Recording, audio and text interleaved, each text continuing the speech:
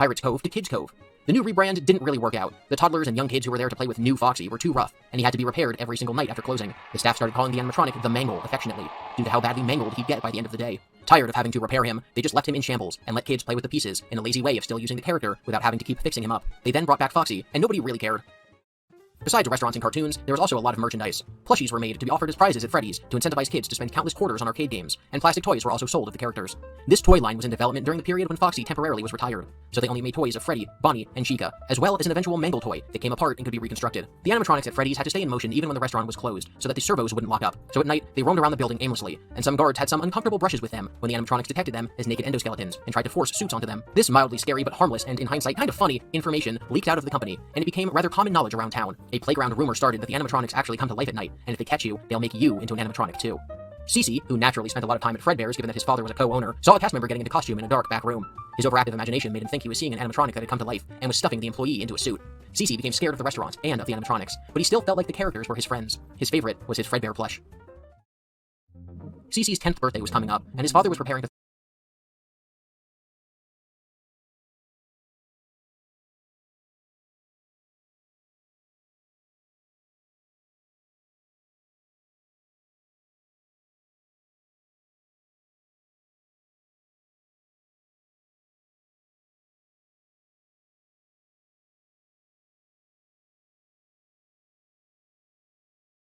throw him a large party at Fredbear's.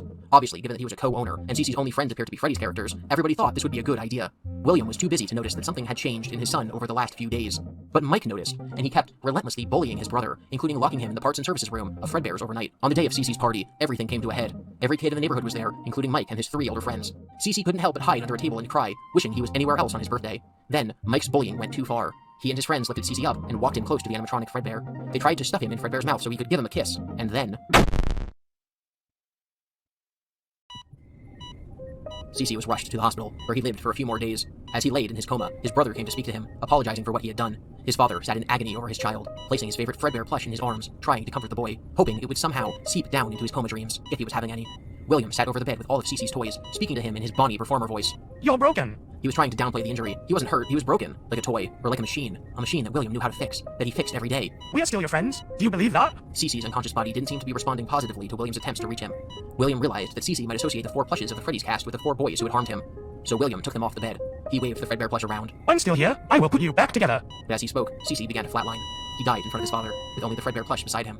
Little did William know, but in that moment, his son Cece imprinted onto the doll. His memories brought the plush into partial consciousness. His spirit started to possess it. In order to distance themselves from the incident, Fazbear Entertainment changed Fredbear's look. He went from purple accessories to black, and they downplayed his role in the company, looking more toward the untainted Freddy to be the face of the company. William took some time off, letting Henry run the business for a bit. Henry's robotics weren't quite as advanced as William's, but he did excel at making video games.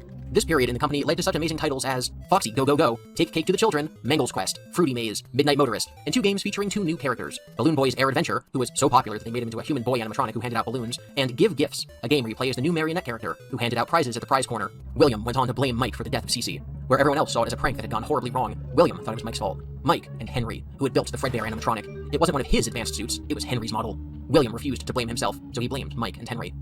Henry, whose skill was programming, not robotics, altered the marionette into a security device for his children. They were given bracelets that emitted a specific signal, and the puppet was programmed to always be aware of their locations. That way, Henry could walk around performing as Fredbear and not have to worry about where they were or what they were doing in the restaurant around the dangerous machinery. One day, not too long after Cece's death, fate tragically struck again, but this time it had a little help. While Henry was busy wearing the Fredbear Springlock suit, which was now outfitted with black accessories, some of the cruel children playing in Fredbear's locked Charlie outside. They didn't notice or didn't care about her plight. William was driving by, and just by chance, he noticed that Henry's daughter was locked out of the building, alone, vulnerable.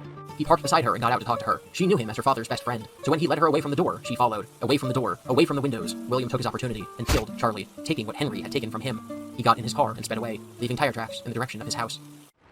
The puppet was finally able to shove boxes out of the way and float outside. He found Charlie lying on the ground, close to death. The puppet couldn't do anything, so he laid down on top of her to shield her from the rain. She passed on with the puppet, her only friend, her protector, covering her. And just like Cece before her death imprinted her memories onto the puppet. With a gruesome, unsolved, cold-blooded murder happening outside the restaurant, Fredbear's Family Diner finally closed down. The owners had both lost children there within the span of a few months, and had it not been for the corporate machine chugging along keeping the franchise going, it all probably would have died right there with Charlie. But it didn't. William, who'd had longer to recover from his child's death and who felt vindicated having gotten even with Henry, had renewed vigor. He jumped back into work at Fazbear Entertainment, no longer as the co-owner of a single restaurant, but as a high-ranking board member and co-founder of a corporation, and the main manufacturer of the animatronics that made them so famous and beloved. After working at Freddy Fazbear's Pizza for a while, he started to notice odd things about the puppet, as if it was protecting children from him, like it knew he had killed Charlie. After Cece's death, William had shoved his beloved Fredbear plush into a box so he didn't have to look at it, along with family photos of himself, his wife, and their 3 children, which were painful reminders of what he had lost. But after noticing the puppet's behavior, he opened the box, took out the plush, and kept it by his desk. It seemed to watch him wherever he went. In his madness and grief, William turned to alternative coping mechanisms and got into yoga. Not stretching, but actual Eastern philosophy and mysticism. That Steve Jobs guy, a competitor of Henry's, loved a book called Autobiography of a Yogi, and anyone who was working against Henry was someone William would listen to. Early on in the book, a brilliant inventor discusses with the young soon-to-be yogi the concept that humans aren't very different from metal. Electrical current runs through metal much like electricity runs through the nervous system of a human body. William didn't know about all that, but in his line of work, robotics, it did kind of seem like circuit boards acted a bit like a human nervous system. Weren't robots and artificial intelligence just that? Mechanized men, intelligence but artificial? Could the human nervous system be overlaid over a robot to give it actual human-level intelligence? Could the human nervous system of a real person be overlaid over a robot to give it their memories? Could that have been what happened to the security puppet? Did some amount of Charlie imprint onto it, giving it the inkling or the memory that William was the killer? He had to test this idea, because if it worked, he might be able to bring his son back to life. Still working as the main robot distributor for Fazbear Entertainment, William came up with a plan. He invented a new character called Circus Baby, who was full of extremely high-tech features, like inflating balloons with a hidden helium tank and serving ice cream out of her stomach. But she had another function. William designed her to keep careful track of how many people were in a room with her. If she was ever alone with a child, she would lure it to her with ice cream, and then a claw would reach out and snatch the child, hiding it in a storage tank until she could bring the child to William. Around this time, a guy named Phone Guy started working at Freddy Fazbear's Pizza. He worked in middle management in a training-type role, instructing new employees and sending out memos. He recorded a new training guide about wearing the Springlock suits that had been brought over from Fredbear's. William presented his design ideas for Baby to the board at Fazbear Entertainment, and they rejected him, questioning the hatch and the other strange choices that seemingly served no purpose. So William took his idea for Baby, as well as the characters he had the rights to, Freddy, Bonnie, and Foxy, and planned to open his own restaurant, Circus Baby's Pizza World. Circus Baby's Pizza World would be a massive and impressive complex built near his house, and near the old and abandoned Fredbear's family diner. William was convinced that he was on the verge of a breakthrough to bring back his son, but all his wife saw was her husband retreating away from their family when they needed him the most.